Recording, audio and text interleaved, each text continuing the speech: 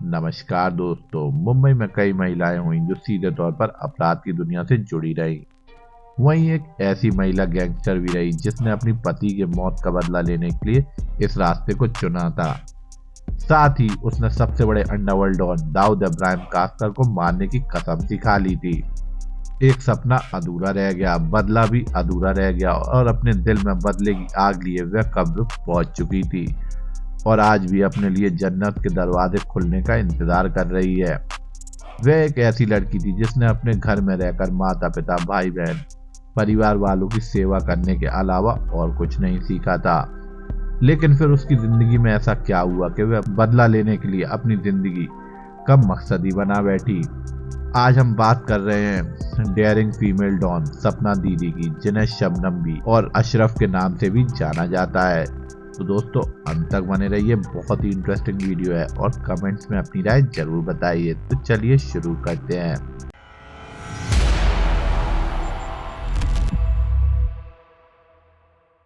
हिंसा की देवी यानी गॉड ऑफ वायलेंस के नाम से फेमस सपना दीदी उर्फ अशरफ एक समय में मुंबई की जुर्म की दुनिया का में अपना राज कायम करने में कामयाब रही। लेकिन एक साधारण लड़की के यहाँ तक पहुँचने की कहानी बड़ी दिलचस्प है दोस्तों।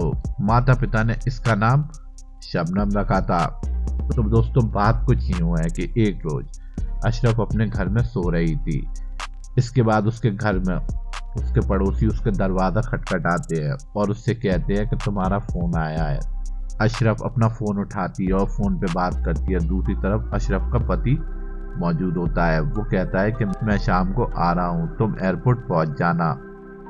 अशरफ बहुत खुश होती है और दुल्हन की तरह तैयार होती है। उसके बाद वो टैक्सी बुलाती है और सेंटा क्रूज एयरपोर्ट के लिए निकल पड़ती है।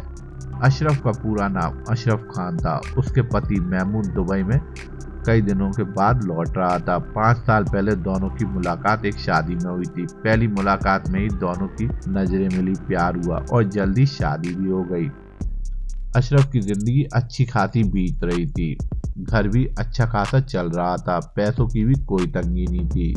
दोस्तों ना कभी महमूद ने अशरफ को बताया कि वो क्या करता है और ना कभी अशरफ ने महमूद से पूछा कि वो क्या करती है। उसे बस ये पता था कि उसका पति दुबई में किसी के साथ बिजनेस करता है। एयरपोर्ट जाते हुए अशरफ पुराने दिनों को याद कर रही थी। लेकिन दोस्तों आज उसे पता चलने वाला था कि उसका पति काम क्या करता है और उसके काम का अंजाम क्या होता है। तो दोस्तों एयरपोर्ट पे जब अशरफ पहुंचती है तो वह महमूद का इंतजार करने लगती है। इसी बीच वहां पर एक पुलिस की गाड़ी आकर उसके पास खड़ी हो जाती है। इस पर अशरफ ज्यादा ध्यान नहीं देती, वो महमूद का इंतजार करने लगती है। कुछ देर बाद उसे महमूद का चेहरा दिखाई दिया। महमूद उसकी तरफ आ रहा था, लेकिन पलक झपकाते ही वह भीड़ में गायब हो गया। महमूद कहाँ गया अशरफ यह सोचती रही, लेकिन अचानक उसे गोलियों की आवाज सुनाई दी। अगले ही पल एक एम्बुलेंस उसके बगल से गुजरी और गाड़ियों की भीड़ में वह ओझल हो चुकी थी। अशरफ के मन में अब बहुत सारे सवाल घूमने लगे थे। उसने एम्बुलेंस का पता किया। एम्बुलेंस ऊपर अस्पताल की तरफ जा रही थी, लेकिन वहां पहुंचकर भी अशरफ को महमूद का कोई पता नहीं चला। वो सीधे अंधेरी थाने गई। वहां से एक थाने से दूसरे थाने होते हुए शाम बीत गई, लेकिन महमूद की कोई खबर नहीं थी दोस्तों। फिर एक पुलिस वाले ने उसे जे अस्पताल जाने को कहा। अशरफ अस्पताल पहुंची। वहां एक कोने के बिस्तर में महमूद की लाश पड़ी थी। उसे गोलियों से भून दिया गया था। अशरफ इससे पहले कुछ समझ पाती। परिवार वाले आए और महमूद को कब्रिस्तान ले गए। दूसरे दिन अशरफ को पुलिस कॉन्फ्रेंस से पूरी कहानी का पता चलता है। महमूद का पूरा नाम महमूद खान था, लेकिन बिजनेस में उसका एक दूसरा नाम भी था, महमूद कालिया। महमूद अंडरवर्ल्ड डॉन दाऊद इब्राहिम के लिए काम करता था। दाऊद के किसी बात से इनकार करने पर उसके एक गुर्गे ने पुलिस को इन्फॉर्मेशन दे दी थी और उसे एनकाउंटर में मरवा दिया जाता है। अशरफ को जब इस सच्चाई का पता चलता है तो वो दाऊद से बदला लेने के लिए तारू हो चुकी थी, लेकिन अंडरवर्ल्ड के तौर तरीके से वे अभी अनजान थी और दाऊद उसकी पहुंच से बहुत दूर था। सपना की अंडरवर्ल्ड में पहली मुलाकात हुई हुसैन उस्तरा के जरिए। लड़कपन के दिनों में उसने एक लड़के को ऐसे चीरा मारा था कि डॉक्टर भी हैरान हो चुके थे। उसी दिन से महमूद हुसैन का नाम हुसैन उस्तरा पड़ चुका था। हुसैन अपना एक गैंग चलाता था और अंडरवर्ल्ड के बड़े नाम में उसका उठना बैठना था। उसकी दाऊद से बनती नहीं थी। किसी ने ये बात अशरफ को बताई और वह सीधे हुसैन के पास जा पहुंची। हुसैन पहले तो उसकी बात सुनकर हंसने लगा, लेकिन फिर उसके पक्के इरादे सुनकर और उसका जज्बा देखकर हुसैन उसकी मदद करने के लिए तैयार हो गया। उसने अशरफ को मार्शल आर्ट और हथियार चलाने की ट्रेनिंग दी।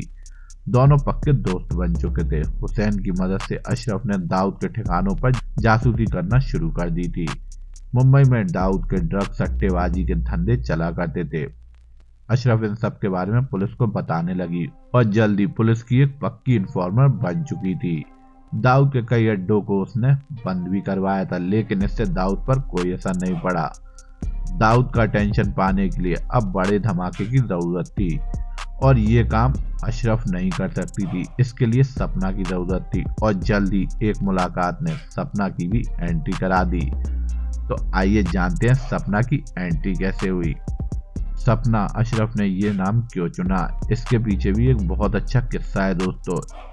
एक रोज की बात है, अशरफ को पता चला कि दाऊद का सबसे बड़ा दुश्मन अरुण गौली है, जो राजनीति में साख रखता है। अशरफ ने उससे जाकर मदद मांगी, लेकिन गौली ने यह कहकर मना कर दिया कि वह उन जैसे लोगों पर यकीन नहीं कर सकता। अशरफ को समझ आ चुका था कि अशरफ बने रहने से काम नहीं चलने वाला। उस दिन से उसने अपना नाम बदलकर सपना रख लिया। बुर्का छोड़कर जीन्स टॉप पहनने लगी, बाइक चलाने लगी। जल्दी उसने कुछ गुर्गों को जमा कर लिया जो दाऊद के दुश्मन थे। इन गुर्गों की बदौलत सपना बन गई सपना दीदी, लेडी डॉन। सपना बनकर उसने दाऊद पर सबसे पहला बड़ा निशाना लगाया 1988 में, जब वो हुसैन उस्तरा के साथ नेपाल गई। दाऊद नेपाल में स्मगलिंग कर मुंबई तक हथियार भेजा करता था। ये उसके स्मगलिंग ऑपरेशन का मुख्य केंद्र बिंदु था। सपना ने यहाँ भी सेंध लगाना शुरू कर दी थी। वह दाऊद के माल को लूटती थी और उसे मोटे मार्जिन में बेचती थी और उसका मोटा मुनाफा कमाया करती थी। इस चक्कर में एक बार उसकी और हुसैन की बॉर्डर पर लड़ाई भी हो गई थी, लेकिन किसी तरीके से वह बचकर वहां से निकल आई। इसके बाद वह नेपाल जाना बंद कर देती है और अपना पूरा ध्यान मुंबई पर लगाती है। मुंबई में वो दाऊद का जितना हो सके उतना नुकसान करना चाहती थी और इसी काम में हुसैन उस्तरा उसकी भरपूर मदद करने लगा था। सपना के लिए दोनों का रिश्ता दोस्ती तक ही सीमित था, लेकिन पूरे अंडरवर्ल्ड को पता था कि हुसैन सपना से प्यार करता है। इसी चक्कर में एक दिन उससे एक गलती हो गई। एक दिन सपना के पीछे दाऊद के कुछ लोग पड़े थे। वो मदद मांगने के लिए आधी रात हुसैन के घर पहुंच जाती है। हुसैन ने उसे अपने घर पर आसरा दे दिया, लेकिन साथ ही इस मौके का फायदा उठाने की कोशिश भी कर डाली। उस दिन सपना ने हुसैन से सारे रिश्ते तोड़ दिए और वो पूरी तरह अपने मकसद को पूरे करने में जुट गई थी। वो अपनी गैंग चलाने लगी थी और नेताओं के साथ भी उसका उठना बैठना था। उसने एक पुलिस वाले से शादी भी की, लेकिन जल्दी ये रिश्ता टूट गया।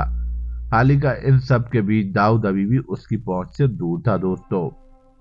तो दोस्तों आइए जानते हैं कि दाऊद को मारने की प्लानिंग कैसे होती है। तो दोस्तों 1990 में सपना को दाऊद तक पहुंचने का एक रास्ता नजर आता है जो क्रिकेट के मैदान से होकर गुजरता था। उस दौर में दुबई में भारत और पाकिस्तान के मैच हुआ करते थे और इन मैचों में एक वीआईपी सीट हमेशा बुक रहती थी। दाऊद को क्रिकेट का बहुत शौक था, साथ ही उसके गुर्गे सट्टेबाजी का रैकेट भी चलाया करते थे। मुंबई पुलिस को दाऊद की खोज थी, लेकिन दुबई और शाहजहां में वो आराम से मैच देख सकता था। जब सपना को इस बात का पता चला, उसने अपने लड़कों के साथ मिलकर एक प्लान बनाया। उसने अपने लड़कों को दुबई भेजा। मैच के दौरान वो दाऊद का वीडियो बनाकर सपना तक भेजा करते थे। इसके बाद सपना ने क्रिकेट स्टेडियम का ब्लूप्रिंट तैयार किया। उसने स्टेडियम की रेकी करना शुरू कर दी। दाऊद स्टेडियम में हथियार नहीं ले जा सकता था और इसी बात का सपना ने फायदा उठाया। प्लान कुछ यूं था, उसके लड़के चाकू छुरी जैसे हथियार छुपाकर स्टेडियम में दाखिल होंगे और जैसे ही भीड़ ताली बजाने के लिए उठेगी, तभी कोई दाऊद का काम तमाम कर देगा। इस प्लान पर सपना को इतना विश्वास था कि वो खुद भी दुबई जाने के लिए तैयार हो गई थी। उसे इंतजार था एक सही मौके का। उसने नागपाड़ा के हुजूर मोहल्ले में एक घर लिया था और यहीं से दाऊद की हत्या का प्लान बनने लगा। हुजूर मोहल्ला मुसाफिर खाने के ठीक बगल में था, जहाँ कभी दाऊद का पुश्तैनी मकान हुआ करता था। सपना दुश्मन के एरिया में रहकर ये प्लान बना रही थी और ये उसकी सबसे बड़ी गलती थी। सपना के इस प्लान की खबर छोटा शकील को लग जाती है। शकील तब दाऊद का राइट हैंड हुआ करता था। उसके लड़के मुंबई पर पूरी नजर रखते थे और उन्हें सपना की हर मूवमेंट की खबर थी। दोस्तों, एक दिन जब सपना अपने घर लौट रही थी, शकील के लड़के आधी रात घर में दाखिल होते हैं और सपना को उठाकर ले गए। उसी के घर के नीचे चाकू से गोद कर सपना की हत्या कर डाली। दोस्तों, हुसैन ज़ैदी अपनी किताब माफिया ऑफ क्वींस में लिखते हैं कि सपना की मौत मुंबई अंडरवर्ल्ड में अपनी तरह की एक लौती वारदात थी, क्योंकि इससे पहले औरतों पर हमला नहीं किया जाता था। दाऊद ने कई साल सपना की हरकतों को नजरअंदाज भी किया, लेकिन जब उसे अपनी मौत की प्लानिंग का पता चला, उसने सपना को भी मरवा दिया। सपना दीदी लेडी डॉन का चैप्टर यहीं अंत हो गया। जहां तक दाऊद की बात है, 1998 तक वो मुंबई बॉम्ब ब्लास्ट का आरोपी बन चुका था। क्रिकेट में उसका शौक अब भी पहले जैसा मौजूद है, लेकिन उसने पब्लिक में दिखाई देना बंद कर दिया है। तो दोस्तों, आप मेरे को कमेंट्स में जरूर बताइए कि अगर उस दिन छोटा शकील को पता नहीं चलता तो क्या सपना दीदी दाऊद इब्राहिम कास्कर का गेम बजा देती। ये आप मेरे को कमेंट्स में जरूर बताइए। इसी के साथ मैं ये वीडियो समाप्त करता हूँ। आशा करता हूँ ये वीडियो आपको कुछ नॉलेज देकर गई हो। ऐसी क्राइम से भरी वीडियोस के लिए मेरे channel treasure knowledge TV Hindi को लाइक एंड सब्सक्राइब कीजिए और कमेंट्स में अपनी राय जरूर बताइए। जब तक के लिए धन्यवाद। जय मां भारती।